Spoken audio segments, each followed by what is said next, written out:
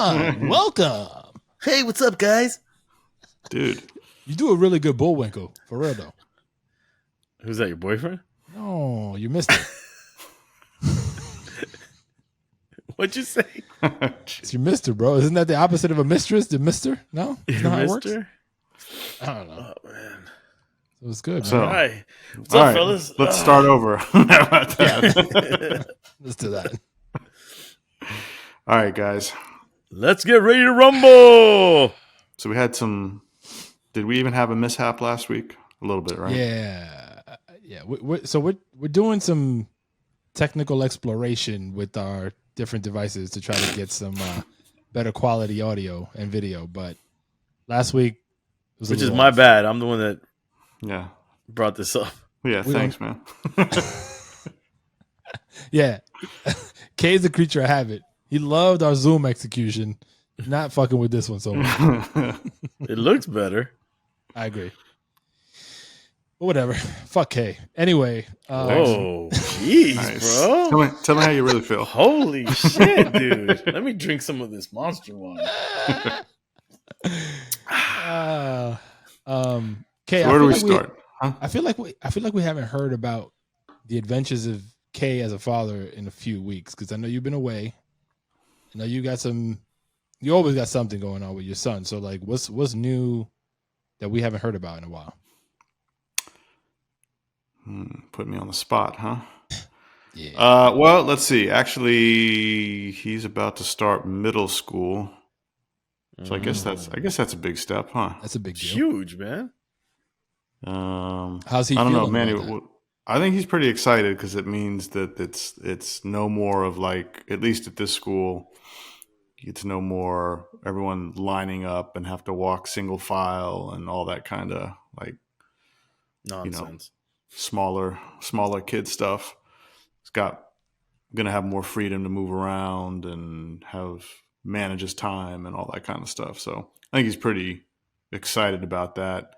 Mm-hmm. And he really doesn't know kind of the difference in terms of like what middle school means. I think for like parents, we're probably like, oh shit, this is where you start getting introduced to all kinds of nonsense, right? Right. So hashish. Yeah.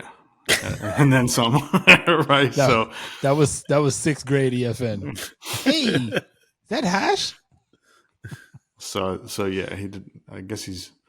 Yeah, I don't know. I don't know what to think. I mean, I think this school does a pretty good job of kind of transitioning them into it and keeping them in a little bit of a bubble from some of the older grades in middle school. So hopefully it's not full on craziness. It's a separate school, or is it joined with like an elementary school? Yeah, it's just joined with the elementary. Okay. The same one he's going to? Yeah. Mm-hmm. So that should be a lot easier. Now they're two different. I mean, it's two different buildings and all. But I mean, the fact that it's the same school is cool. The campus, the same campus. Yeah. So it's really more about like the kind of. To me, it's more about like, all right, what's the potential nonsense that, because you just know the kids get older, and then as the kids get older and then they have older siblings, just more stuff is going to get. The worst shit I ever saw was in junior high. Like the craziest shit that I ever saw was always in junior high. I'm trying to think back. For me, it wasn't, because it was all part of the same school, kind of like, literally in the same building. So my private school went from kindergarten through 8th grade. So it was all the same. So the craziness kind of just built along the way, but it wasn't anything like hyper shocking, because I think once you shift from one school that's focused on K through 5, then you jump to another school that has a whole different building structure and all that. I think the shock value is higher because typically the student population changes. Right. So what about for your daughter, your eldest, when she went into middle school? Was there a big, I don't know, was it a big turning point for her, or was it just it was intense? Life goes on. No, it was pretty intense because where I live, all the middle schools, so there's like a split between the two high schools, right? So one faction or one area of our town, all those kids essentially go to one high school, and then another section goes to another high school. And so they just they break them up in that way. But all kids, regardless of which high school they go to, descend down upon this junior high. So this junior high is like, call it, it's a hotbed. yeah, and it's double the size of the okay. high schools, right? So Right. it's huge, and it feels like a college campus. There's a lot of buildings. Kids got to get used to like running from place to place, getting places on time. So that was overwhelming for my daughter going in. Like there's like a whole like week and a half of orientation. It's a lot. But as far as like the kids, like that, you start to see kids drinking and like all sorts of nonsense, right? So for her, that was new, and luckily for us, like she's able to communicate that. It wasn't one of those things where she's kind of in the cut, like just observing and then maybe getting involved. But I could see kids getting lost easily in that kind of environment. So it could be dangerous. Yeah, my son did ask me. I don't know how we were talking about drinking. I don't know, and people being alcoholics, and it's kind of letting him know that like kids do start young, and as he gets older, he'll start seeing younger kids doing all kinds of crazy stuff just to be aware of it. Were you watching the Drink Champs episode? He was shocked. He was like, "Yo, yeah, I'm screwed." He was shocked. Yeah, my kids will be like, "Oh, just do what Daddy does at work." Right. Drink water. Daddy's work? Beers and bottles of liquor. Worst dad ever. It's not cool. But is your son still doing basketball? Okay.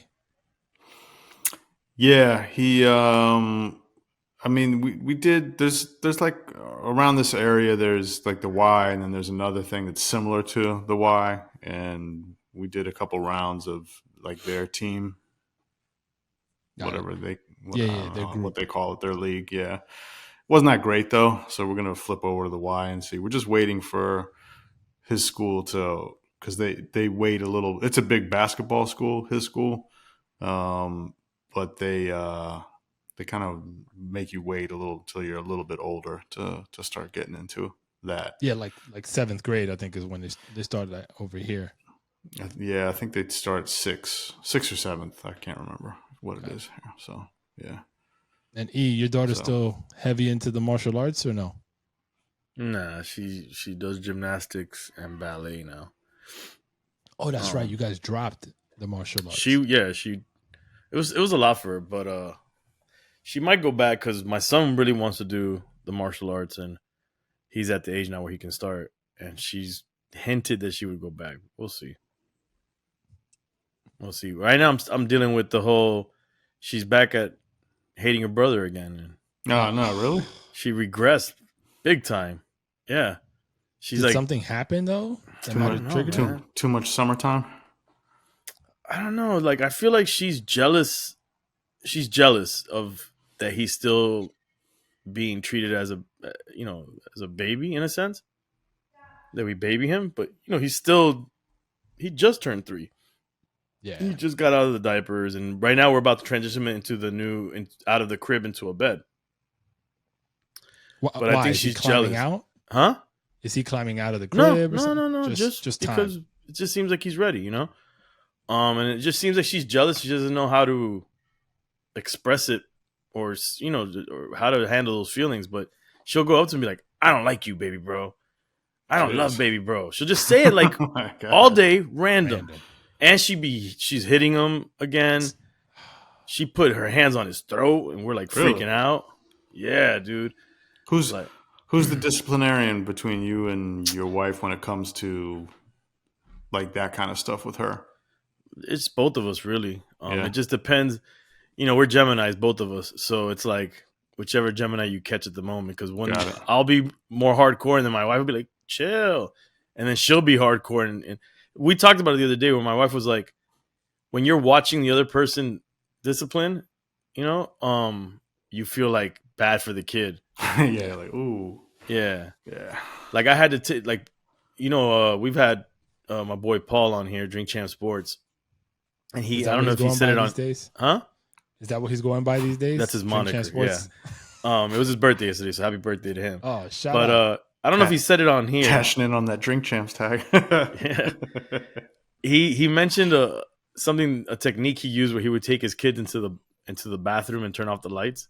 And then just punch them. No, when they were no, hit him with a sock. Yo, we're gonna start getting fucking canceled. No, what's that fucking government agency? The kids one?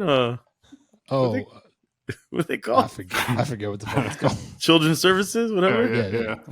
Yeah. Family Services, but HOA. No, I don't know.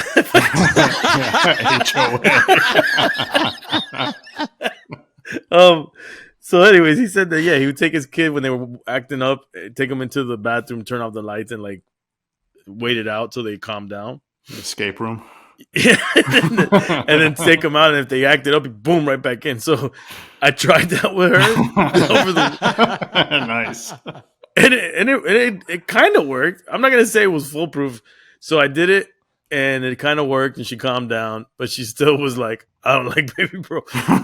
But it was a fight that they were having that was getting out of control. That's why it did it.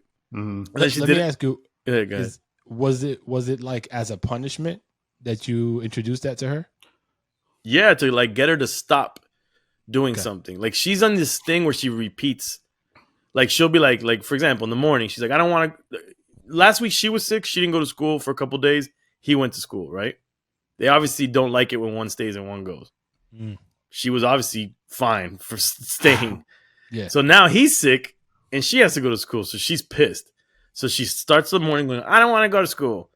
We're like, all right, get dressed. No. Get dressed. No. She's hardcore, man.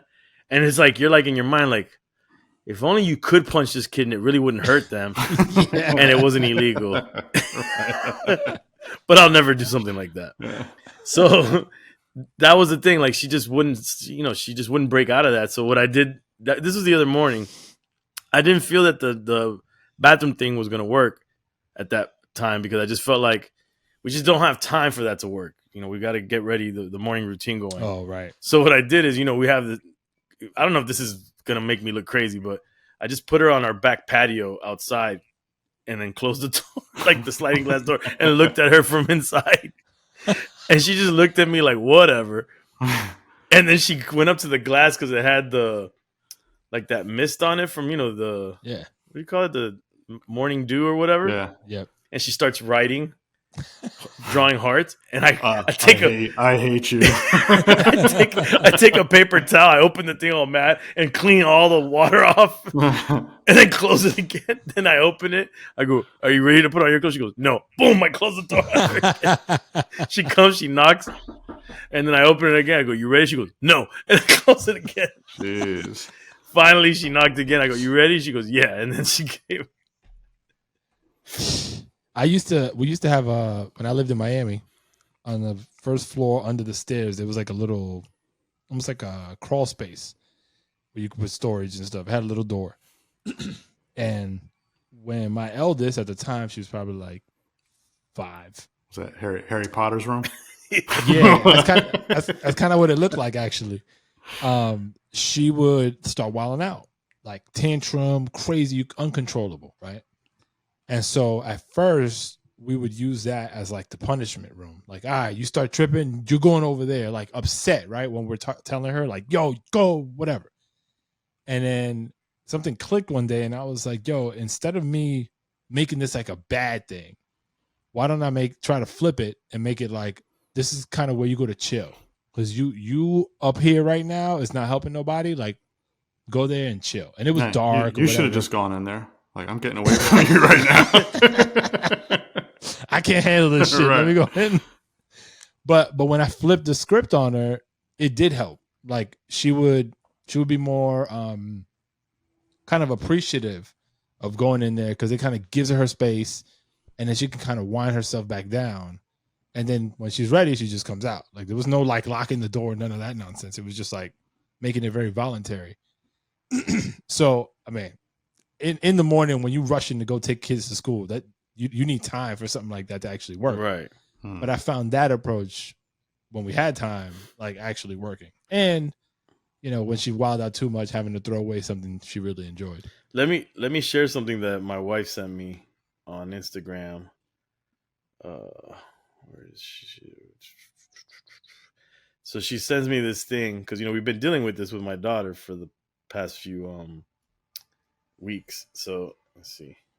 Expecting a child between the ages of 2 years old and 7 years old to be able to control their impulses and emotions, to make decisions calmly, and to speak to you respectfully and kindly the majority of the time is no different than expecting a 2-month-old baby to be walking already. A child's prefrontal cortex is responsible for all of these skills, and it doesn't even begin to develop in their brains until around 7 years old, and it isn't fully developed until they're about 25 to 28 years old. So is it possible that instead of your child's behavior being unreasonable, that it's actually your expectations that are unrealistic?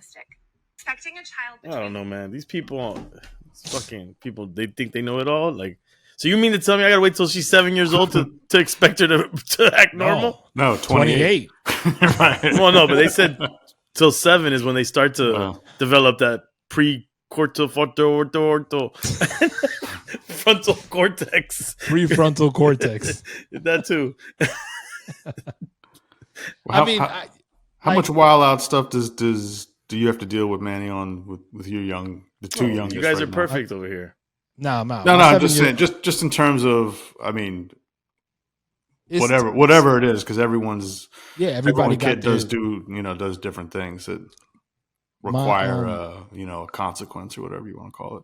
My 10-year-old son, his wilding out is around him not getting his way, right? And so but now it's all a debate, right? So it's all this like questioning why, like it's not fair, and coming with all this stuff, and he'll get like petty about stuff, and then he turns on his siblings when his stuff is not going his way. So our issue with him is not so much that he's upset that he's not getting his way, but more so how he chooses to express it, how to affect his siblings because it's not benefiting him. So with him, like we go at it with him. Like we're having like arguments, like full-fledged arguments like adults do. And my wife and I, we both get to a point where we're like, at some point it clicks and we're like, yo, this kid is not going to get it. He's being unreasonable and petty. We just got to stop. And we just disengage. We kind of let him wander off and do his thing. And then later we'll check on him and then we'll kind of, try to make it right. So you were saying? No, I was gonna say. I was gonna say something, but then I wasn't sure if you were done. No, I'm not gonna go through all of them, but like he's the one that I feel like we have the most challenge with. My 7-year-old, hit or miss depending on the day. So mine is different because it's less about going into arguing that kind of back and forth stuff, but the stuff that we end up having to do like discipline stuff on is more like trying to convince him to stop doing things at the expense of others, like us, for a laugh or like from other people. You know what I mean? Like, so if we're talking about some family stuff or things like, all right, this stays between the three of us, or this is stuff, household stuff, and then he might not quite get it. And then when we get around other people, and if he wants to try to impress them or try to repeat something that might get a laugh, then he'll toss it out there. And then afterwards it's like, yo, dude, you're not listening. And we told you not to, this is, you're doing, you're trying to be cool, or you're trying to say something funny at the expense of something that's not funny to someone else. So that's kind of more the discipline stuff that we are working on. That's foul, man. So he put y'all on Front Street, and in the moment, what do y'all do? Yeah. What do you guys do? Turn red. Yeah, sometimes. I mean, it's not often, but it's happened a couple of times, and it's one of those things where you just kind of have to pretend that it didn't happen, try to deflect a little bit, yeah, and then take them off to the side.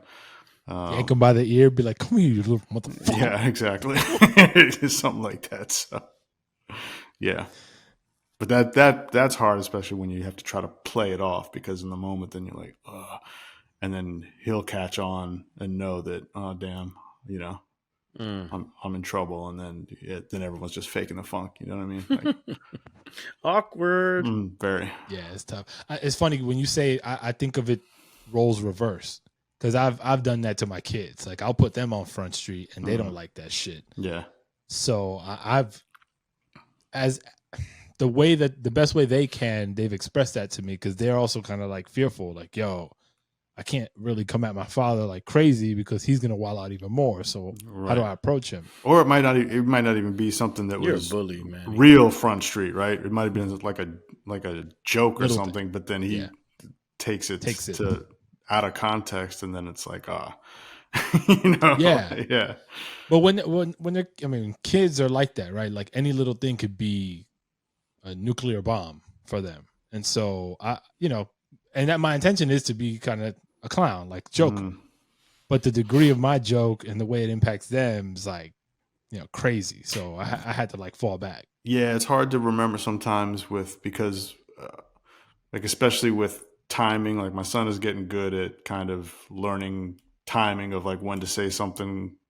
And this is something we've been trying to teach him of just like, look, you got to have good comebacks for people, or you got to be quick. And, like if someone says something to you, it's not necessarily you don't want to say, stop it or whatever, because people are going to just not do that. You got to be quick, have some wit, that kind of stuff.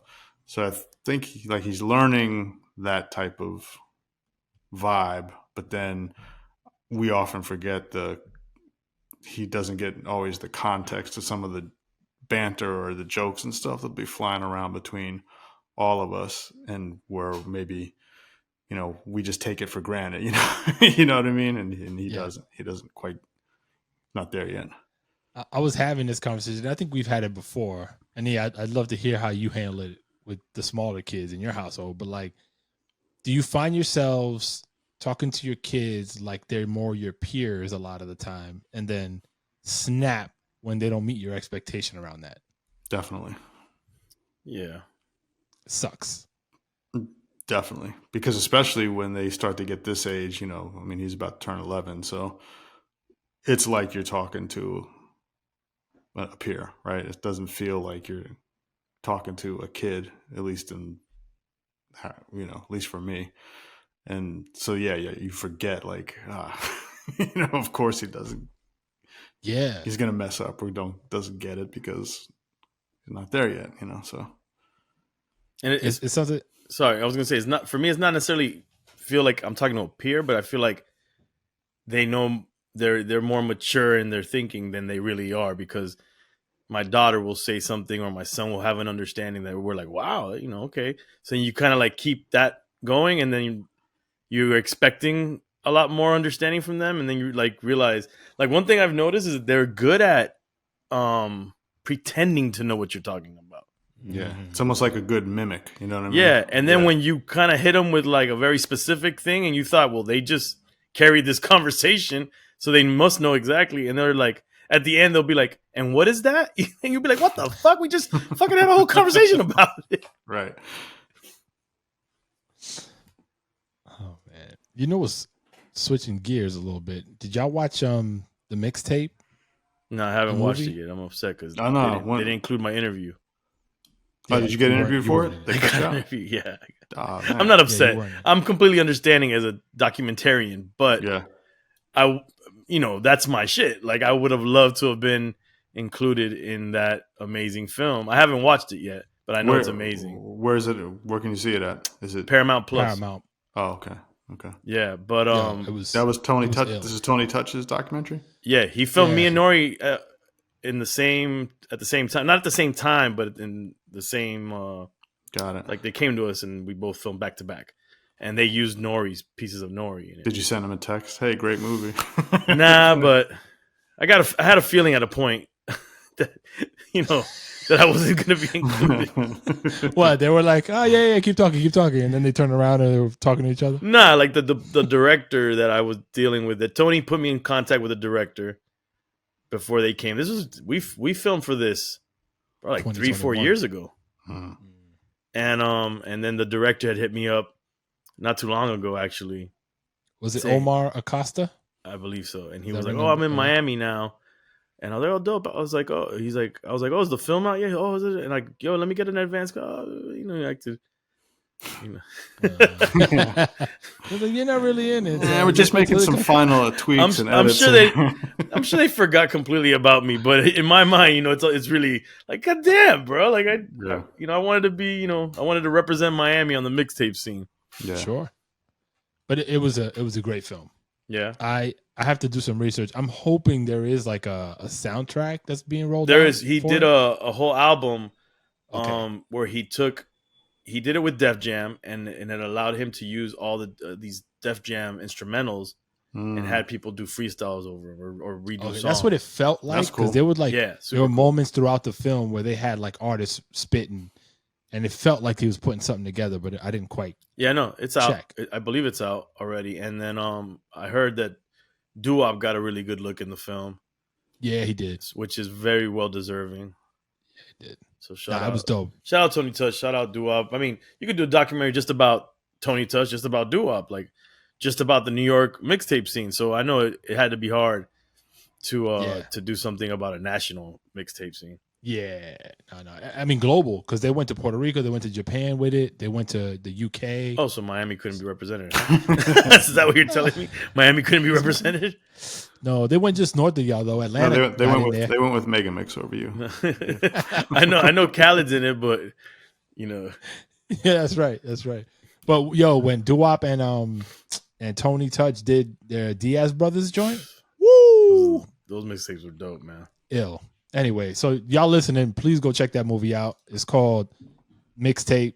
It's on Paramount Plus. Go check that out. I think it just got released August 1st, if I'm not mistaken. So I want to see the next week. I think the Bismarck documentary comes out too. Where's that coming out? Showtime. Oh, that's Sasha Jenkins.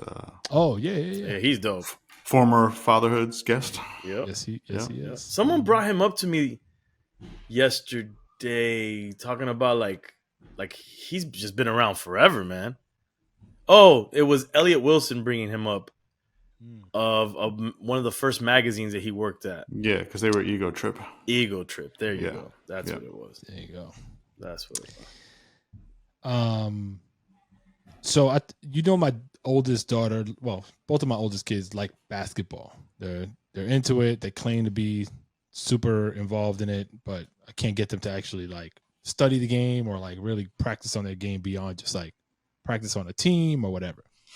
So it's been kind of a constant like back and forth with them. And now my oldest, she's entering her junior year of school. She's still on the school team. She plays AAU basketball, but now she's like, if I get a look to play college ball, like I'll take it. Before she was like scared to death of the concept of like playing college ball and trying to be academically on top of the game. Real quick, for the team that she's on now, the school team, how like aggressive is her practice schedule after school? 3 to 4 times a week. Okay. Yeah, so pretty aggressive. Mm-hmm. And then games around that. So she told me that, and I've been pressing her like, what do you want to do? Because time's running out. And she's like, I'd be down to put the work in if you help me, Dad. And I was like, okay. I happen to know some people in Division I college ranks and, different people that can at least guide me on what steps we should take in order to like game plan this out. And I told her, I was like, if you're serious, prepare to be uncomfortable and work harder than you've ever worked in your life. Because that's what it's going to take for you to have a chance to even get looked at. Like this is very long shot type of thing that you might get a look, right? And so, I had that serious conversation with her, and I was like, if I put this ball in motion, you can't make me look crazy, because we need to. I need to play this out for you so you know what it's going to look like. But then once you say yes, we got to meet every commitment that we make, or else you damage my reputation, but you put yourself in a really bad spot. And she understood it. Yeah, no pressure. And she's but that's the thing, right? I'm trying not to put pressure on her because that's not fair. That didn't sound like it's terrible. Right. But I do want her to know, like, this is not going to be right. This shit is who, me? No, but I want her to know, like, yo, if On a roll in if you 3-pointers. if you check this box and you're like, yo, let's start this, it's gonna be crazy. So I played out a bunch of scenarios for her, like, yo, if you go to sleep at midnight because you had to go to school, do your homework, and go to practice, are you okay with that? And she's like, I could manage that. I was like, okay, so get ready. So I'm in the process of like figuring it all out, and as that develops, I'll share some stuff. But what do you think the end game? What do you think the end game is there? Is it she's looking at it from I could go to college for free essentially, or is it WNBA? She has thoughts of a professional basketball career. Like what is her kind of career choice? Neither or has she figured is the that goal. out? Yeah, okay. Neither is the goal. I wanted her to understand very clearly, like, yo, your motivation for this has to be genuinely you enjoying this so much that you want to play as competitively and as long as you feel is comfortable for you. So thinking about it more like, yo, your college experience will be a little more challenging if you're playing ball and doing academics, but your college experience will also probably be better. So it's just love for the game, right? Right. That's okay. That's her motivation. And it. I made it very clear to her. I was like, yo, don't look at this as like you trying to help your parents, trying to get a college scholarship to pay for college. You don't need to have that pressure. Like, we'll figure that part out. You just need to do what you want to do for your college career. And this is what she's picked. So, and then, but the interesting thing is too, like, if she doesn't make the basketball team, she's going to be good. Like, it's not like, oh my God, if I don't make it, college is going to suck. No, she's just, let me give it a shot and see if I can do it. Tell her college radio might be more fun, less practice. That would be dope. That was fun. Did you do college radio? Yeah, the FCC almost banned my station because of me. So pornography. UMass. Did you guys watch WWF back when it was called WWF? Yeah, wrestling? Of course. All right. So when The Rock kind of started making his way as The Rock. I didn't watch that part. Oh man. So he used to like ask people questions. I'm Junkyard Dog Day. Yeah, you got Roddy Piper days. Andre the Giant. Anyway, real quick, like The Rock would like ask somebody a question, right? So for instance, yo, E, how was your day today? Oh, I'm supposed to answer? It doesn't matter what their day was. So he'll do shit like that, right? So I took it to a whole nother level, and I just started berating the shit out of a guest I called. So like somebody called, and I just did that shit, and I went in. I think I cursed this was him out, in whatever. Preparation for fatherhood for you. Wait, and you said this was a guest that was calling, or was just a caller? A caller. Oh, okay. And then like a few weeks later, the station gets an FCC notice, and then the PM is like, "Yo," the PD is like, "Yo, who are you, and why are you doing this in the station?" I'm like, "Oh, my bad." He was like, "Yeah, it's like a $90,000 summons or whatever they call it." Damn. They didn't give it to them, but that was like the warning. So yeah, that was fun. Yeah, you're a dick. Yes, thank you very much. Thank you much. Any parting shots? Shots? Oh no, Drinking? See, alcoholic, bro. No shots. So if you're listening now and you've been with us for a long time, thank you very much. We're just coming around to our 5th year of doing this thing of Holy ours. shish kebabs. It's crazy. I know. So we're like, I don't know, a few episodes away from the 5-year anniversary. And don't worry, we're not celebrating. We're not doing anything special because we don't know how to fucking plan. But one day we will. That's about right. That's us. Yeah, that's it. That's all we got. Keep the dream alive. That's it. All right, y'all. We can't keep this Stay greasy. recording platform alive. Right. All right. No one. Don't shut your browser off, guys. So we get. Yeah. Hold on tight. All right.